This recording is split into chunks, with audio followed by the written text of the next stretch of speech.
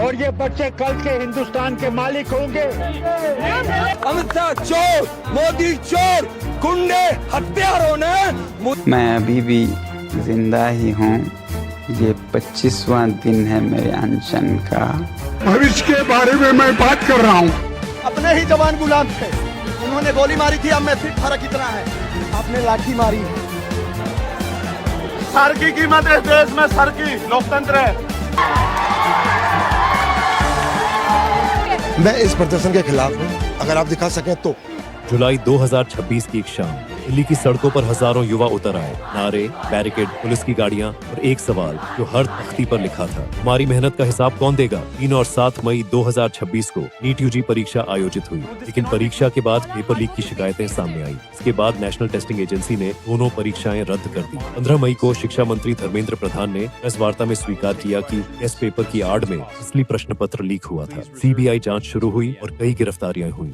21 जून को दोबारा परीक्षा कराई गई, लेकिन तब तक लाखों छात्रों का भरोसा टूट चुका था। महीनों की तैयारी और दोबारा परीक्षा का तनाव, गुस्सा अब सड़कों तक पहुंच चुका था। मई के अंत में एक नया समूह सामने आया, कॉकरोच जनता पार्टी। इसके प्रवक्ता अभिजीत दीपके ने एक ही मांग रखी, शिक्षा मंत्री धर्मेंद्र प्रधान इस्तीफा दें। जंतर मंत्र पर हर दिन भीड़ बढ़ती गई। छात्र, अभिभावक और सामाजिक कार्यकर्ता सोनम वांगचुक भी इस आंदोलन से जुड़ गए। उनकी मांग थी पारदर्शी और भरोसेमंद परीक्षा व्यवस्था। 27 जून से सोनम वांगचुक ने निश्चितकालीन भूख हड़ताल शुरू की। जल्द ही अभिजीत दीपके भी उनके साथ बैठ गए। विरोध अब सिर्फ नारों तक सीमित नहीं रहा। 20 जुलाई को संसद मार्च का ऐलान हुआ। हजारों युवा दिल्ली की सड़कों पर उतर आए। पुलिस बैरिकेड और भारी सुरक्षा के बावजूद भीड़ आगे बढ़ती रही। मार्च के दौरान दिल्ली पुलिस पर लाठीचार्ज के आरोप लगे। एक महिला प्रदर्शनकारी पर कथित हमले की शिकायत भी दर्ज कराई गई। वहीं पुलिस का कहना था कि भीड़ को नियंत्रित करने के लिए कार्रवाई जरूरी थी। 18 जुलाई को दिल्ली पुलिस ने सोनम वांगचुक को जंतर मंत्र से हटाया। बाद में दिल्ली हाई कोर्ट के आदेश पर उन्हें गुरुग्राम के मेदांता अस्पताल में भर्ती कराया गया।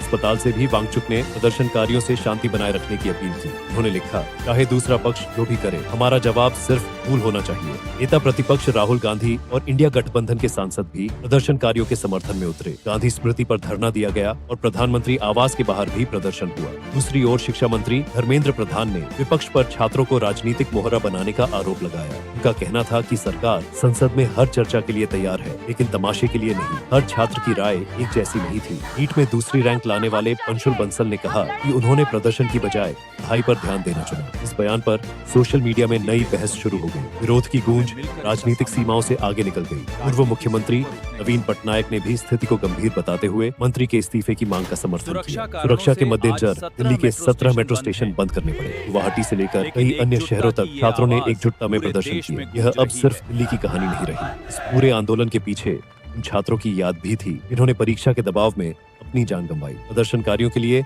यह सिर्फ राजनीति नहीं, बल्कि कई परिवारों के दर्द की आवाज भी थी। और आखिर में सवाल अब भी वहीं खड़ा है जो जंतर मंत्र की भीड़ ने पूछा था, हमारी मेहनत का हिसाब कौन देगा। ये सवाल सिर्फ किसी एक नेता या किसी एक पार्टी से नहीं, बल्कि पूरे सिस्टम से है। और जब तक जवाब नहीं मिलता, पारदर्शिता की मांग जारी रहेगी।